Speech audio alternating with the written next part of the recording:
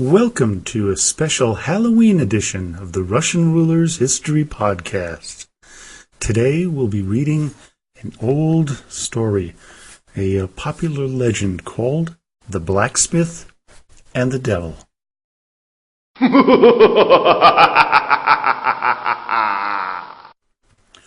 Once upon a time, there was a blacksmith, and he had a son, a smart and clever lad who was about 6 years old. One time the old man went to church and stood before an image of the Last Judgment, and he sees a picture of the devil, and such a frightful one, black with horns and a tail. "Would you look at that?" he thought. "I ought to paint a copy of this for myself back in the shop." So he found himself a painter and told him to draw the devil's likeness on the doors of his smith shop, just as he had seen in church. The painter drew. From that time on, whenever the old man entered his workshop, he would always glance up at the devil and say, "Your health, my countryman." And after that, he would go over to the hearth and get to work. The blacksmith lived like this in harmony with the devil for about 10 years. But then he became ill and died. His son took over the smithy in his place, but he didn't wish to honor the devil this way his old man had done. When he came to work in the morning, he would never exchange greetings with him. In place of these endearing words, he would grab hold of his hammer and smash it into the devil's forehead 3 times, and then he would start to work. And on every religious holiday, he would go to church and place a candle before each saint. But when he came to the devil, he would spit in its eye. 3 whole years passed, and every morning he would entertain the devil in this fashion, first with the hammer, then with the spitting. The devil put up with it again and again, until finally he lost his patience. He just couldn't stand it any more. "He thinks I'm prepared to put up with such profane abuse from him. Well, I'm a crafty one, and I'll get him back somehow." So the devil decides to turn himself into an ordinary fellow, and he goes to the smithy. "Hello, Uncle," he said heartily. "Listen, Uncle, would you be willing to take me on as an apprentice? I'd bring in the coal for you, if you like, or I'd blow on the bellows." This pleased the blacksmith. Why not take him on? Everything will go twice as fast. The devil started in on his apprenticeship. After a month, he had come to know blacksmithing better than the master himself.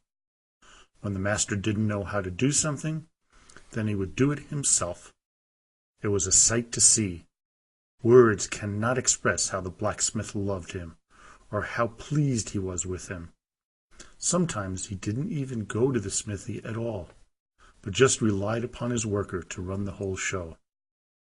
Once, the smith was away from home for some reason, and the worker was left alone in the shop. He sees an old noblewoman riding past, and he sticks his head out the door and shouts, "Hey, my lords, let me invite you in. We have a new kind of work here. We make old people young again." The noblewoman right away gets out of the carriage and comes into the shop. "What are you boasting about? Is this really true? Can you really do this?" asked the lady. "We're not just greenhorns," answered the unclean one. "If I didn't know how, I wouldn't have called you in." "So what's it cost?" asked the noblewoman. "A mere 500 rubles." "Well, okay, here's the money. Now make me young." The dishonest one takes the money and sends a driver to the village. "Go," he says, "and bring back 2 tubs of milk." He himself grabbed onto the lady's legs with some tongs and tossed her into the hearth and burned her clean.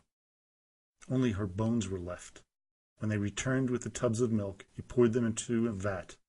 He gathered up all the bones and tossed them into the milk. Observe, in 3 minutes, the noblewoman emerges from the milk, alive, young, and beautiful. She got in her carriage and rode home. She walks up to the nobleman, who looks her straight in the eye and does not recognize his own wife. "What are you staring at?" says the noblewoman. You see how young and stately I am? I don't want my husband to be old.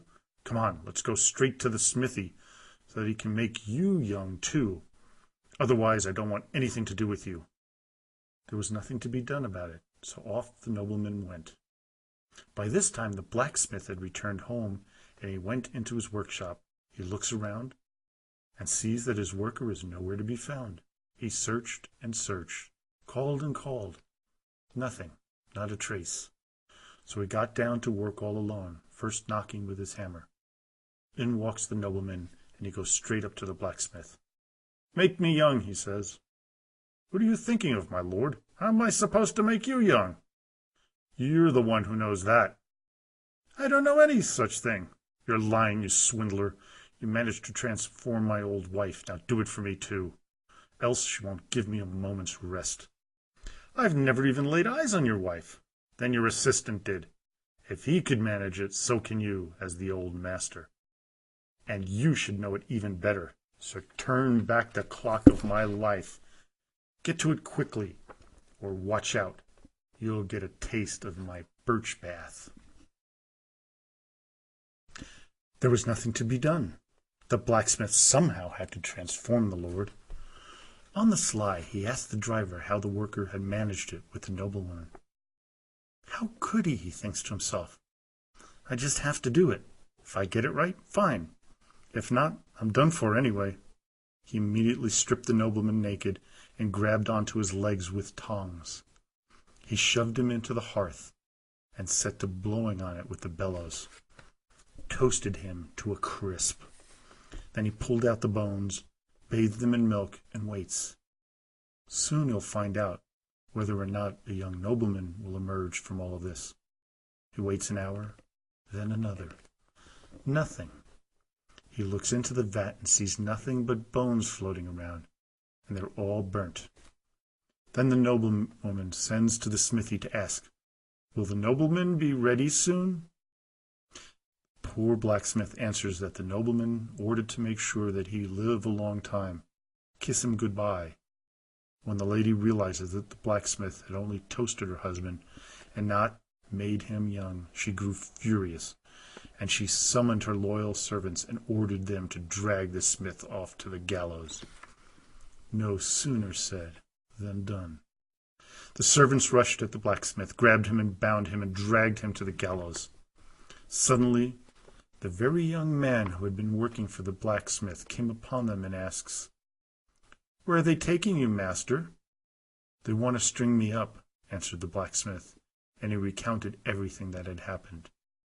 "Well, uncle," said the unclean one, "swear that you will never again hit me with your hammer, and that you will show me the same respect that your father did. Then the nobleman will at once return to life and be young." The blacksmith swore and made a pledge that he would never raise his hammer against the devil, and would grant him all the respect that was due. Then the worker rushed to the shop and quickly brought the nobleman back with him. "Stop!" he called to the servants. "Don't hang him. Here is your lord."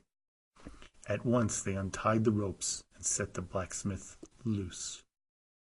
From that time on, the blacksmith stopped spitting on the devil and beating him with his hammer. The assistant disappeared and never was seen again, and the nobleman and the lady lived happily ever after. In fact, they are still alive, if, that is, they haven't died yet. Well, I hope you enjoyed today's Halloween episode of the Russian Rulers History Podcast. Have a great evening, and до свидания и спасибо большое.